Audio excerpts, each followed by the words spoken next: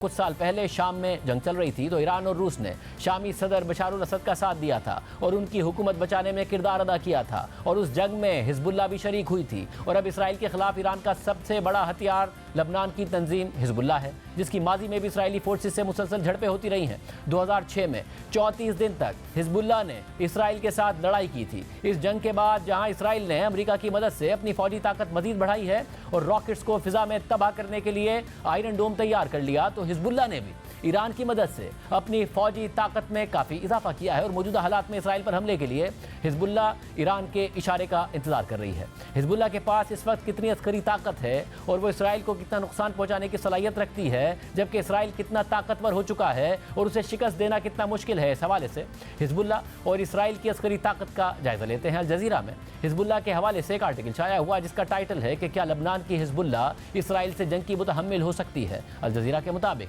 मुबस्सिरीन को खदशा है कि हिजबुल्लाह का इसराइल के खिलाफ जंग में शामिल होना लबनान में तबाही और इलाकाई कशीदगी का बाइस बन सकता है। ईरान और अपने लीडर्स के कहने पर हिजबुल्लाह इसराइल के खिलाफ एक नया मुहाज खोल सकती है। इस सूरत में हमास और गजा में महसूर फ़लस्तीनियों पर दबाव तो कम हो सकता है, लेकिन यह खुद लबनान के लिए तबाहकुन होगा, जबकि इसराइल के लिए महंगा साबित होगा। 2006 में हिजबुल्लाह और इसराइल की जंग हो चुकी है जो 34 दिन तक जारी रही थी और उसमें 1100 लबनानी शहरी मारे गए थे, जबकि 165 इसराइली मारे गए थे। अल जजीरा के मुताबिक कोई भी ये जंग नहीं जीता, लेकिन लबनानी सिविलियंस इसमें ज़रूर हार गए थे। इसराइल ने 30,000 घर तबाह कर दिए थे, 109 पुल तबाह कर दिए थे और 78 तिब्बी मराकज़ को भी निशाना बनाया था। निकोलस ब्लैनफोर्ड, जो हिजबुल्लाह के हवाले से काफ़ी मालूमात रखते हैं, उनके मुताबिक उस वक्त हिजबुल्लाह के पास 3,000 से 5,000 जंगजू थे और इसराइल को हदफ बनाने के लिए शॉर्ट रेंज मिसाइल्स भी मौजूद थे। लेकिन गुज़िश्ता 17 सालों में हिजबुल्लाह ने अपनी अस्करी सलाहियतों को काफ़ी बेहतर किया है।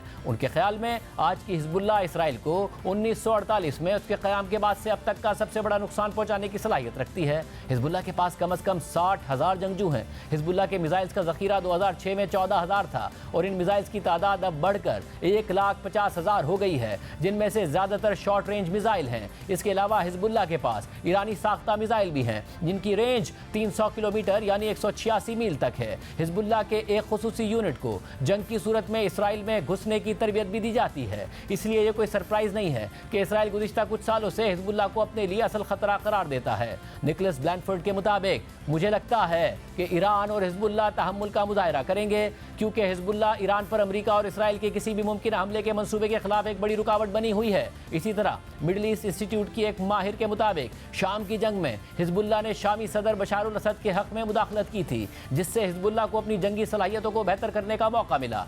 शाम की जंग में हिजबुल्लाह ने शहरी इलाकों में जंगी सूरत हाल और इंटेलिजेंस से मुताल्लिक नई महारतें हासिल की। हिजबुल्लाह का इंटेलिजेंस सिस्टम बहुत ज़्यादा बेहतर हुआ है। इसके अलावा ईरान ने मज़ाहिमती क़ुव्वतों का एक मरकज़ बनाने के लिए उन्हें इकट्ठा किया है, जो नेटो के आर्टिकल 5 की तरह है, जिसके तहत एक पर हमला सब पर हमला तसव्वुर होगा। हिजबुल्लाह के पास इसराइल को भारी नुकसान पहुंचाने की सलाहियत है। हिजबुल्लाह इसराइल का इंफ्रास्ट्रक्चर तबाह कर सकती है, जिनमें इसराइल का एक एयरपोर्ट और ग्रिड स्टेशन शामिल हैं, लेकिन आखिर में इसराइल लबनान के ज़्यादातर हिस्से को मलबे का ढेर बना सकता है। ये हिजबुल्लाह की ताकत और इसराइल से मुमकिन जंग की सूरत में इसराइल और लबनान की सूरत हाल का तज़िया है, जबकि दूसरी तरफ इसराइल है जो दुनिया की एक जदीद फौजी ताकत का हामिल है और अमेरिका उसके पीछे खड़ा है।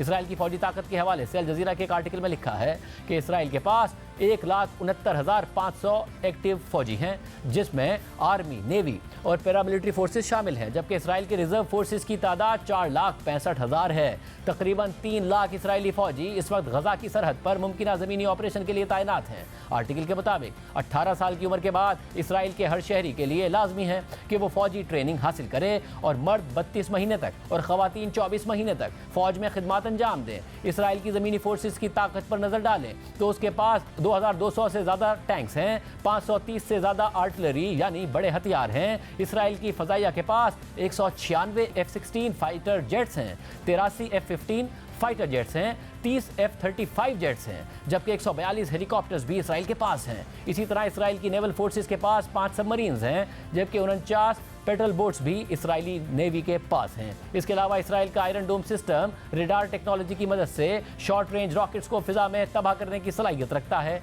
आयरन डोम अमेरिका की मदद से बनाया गया है, जो इस सिस्टम के पार्ट्स भी फराहम करता है। अल जजीरा के मुताबिक आयरन डोम ने 2021 में हमास और दीगर गिरोहों की तरफ से दागे गए 90% से ज़ायद रॉकेट्स को फिजा में ही तबाह कर दिया था। इसके अलावा यह भी कहा जाता है कि इसराइल के पास न्यूक्लियर सलाहियत भी मौजूद है और ऐसे मिसाइल और एयरक्राफ्ट भी मौजूद हैं जो न्यूक्लियर हथियारों को ले जाने की सलाहियत रखते हैं। Stockholm International Peace Research Institute के मुताबिक इसराइल ने 2022 में 23.4 अरब डॉलर्स अपनी फौज पर खर्च किए, जो कि फीकस आमदनी के हिसाब से फौजी अखराजात करने वाला कतर के बाद दूसरा सबसे बड़ा मुल्क है। 2022 में इसराइल ने अपने GDP का 4.5% अपनी फौज के लिए वक्फ किया था। अल जजीरा के मुताबिक इसराइल को 1946 से लेकर 2023 तक अमेरिका मजमूई तौर पर 263 अरब डॉलर्स इमदाद दे चुका है। सिर्फ फौजी और दिफाई इमदाद की सूरत में अमेरिका अब तक इसराइल को 124 अरब डॉलर दे चुका है, जबकि 2023 में अमेरिका ने इसराइल को सबसे ज्यादा फौजी इमदाद दी है, जो कि 3.8 अरब डॉलर्स बनती है। अल जजीरा के मुताबिक बाइडेन इंतजामिया इसराइल को मजीद फंड्स देने के लिए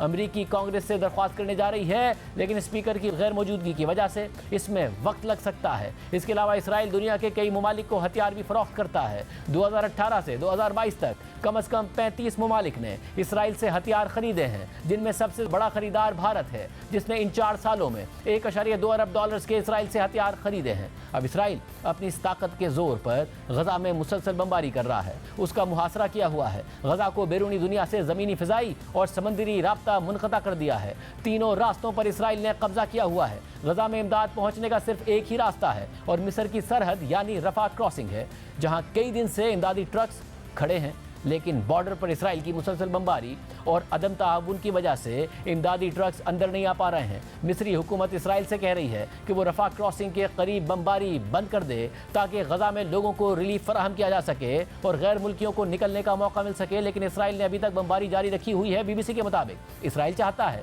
कि हमास के जंगजू किसी भी तरह गजा से फरार होने में कामयाब ना हो। इसके लिए वो गजा में दाखिल होने वाले तमाम ट्रकों की तलाशी लेना चाहता है, ताकि उनके जरिए हथियार गजा तक ना पहुंच सके। इसके अलावा इसराइल ने शुमाली गजा के 11 लाख शहरियों को जनूबी गजा जाने का हुक्म दिया है, लेकिन साथ ही जनूबी गजा पर बमबारी भी कर रहा है, जबकि शुमाली गजा से जनूबी गजा की तरफ आने वालों के रश की वजह से जनूबी गजा पर बोझ बहुत ज़्यादा बढ़ चुका है। जो सहूलतें पहले ही कम थी वो अब ख़त्म हो गई हैं। सूरत हाल में गजा में पानी, खुराक और अद्वियात खत्म हो गई हैं। गजा के शहरी समंदर के करीब कुएं खोद रहे हैं ताकि पानी का मसला हल किया जा सके। गजा में बहरान शदीद हो रहा है। एक तरफ खाने पीने की अशिया खत्म हो रही हैं, तो दूसरी तरफ इसराइल की बमबारी आज 11वें दिन भी जारी रही। इसराइली हमलों के नतीजे में शहीद होने वालों की तादाद 3000 से ज़ायद तक पहुंच गई है, जबकि 12,500 से ज़ायद फ़लस्तीनी ज़ख्मी हैं। 500 बच्चों समेत 1200 अफराद के बारे में खदशा है कि वो मलबे तले दबे हुए हैं। अलशिफा अस्पताल के डायरेक्टर के मुताबिक तिब्बी अमले को मलबे के अंदर से मुतासरीन के चीखने की आवाज़ें सुनाई देती हैं, लेकिन वो कुछ नहीं कर पा रहे हैं। अरब मीडिया के मुताबिक अब तक इसराइली हमलों में 115 से ज़ायद तिब्बी मराकिज़ को निशाना बनाया जा चुका है। अब से कुछ देर पहले इसराइल ने गजा में एक अस्पताल को निशाना बनाया है, जहां जख्मियों के अलावा हज़ारों लोगों ने पनाह ली हुई थी। गजा की वजारत सेहत के मुताबिक इस हमले में अब तक कम से कम 500 मौत हो चुकी हैं। अक़वाम मुत्तहिदा के मुताबिक 10 दिनों में गजा की पट्टी में 10 लाख से ज़्यादा अफराद बेघर हुए हैं। खुद अक़वाम मुत्तहिदा के हमले के 14 अरकान मारे गए हैं। गजा की पट्टी का ज़्यादातर हिस्सा मलबे का ढेर बन चुका है। मलबे तले कितनी लाशें दबी हुई हैं अभी तक वाज़ेह भी नहीं है। आने वाले दिनों में शहरियों की अमवात में इजाफे का खदशा है। रोज़ाना जंगी कवानीन और आलमी इंसानी कवानीन की खिलाफ वर्जी की इतलात मिल रही हैं।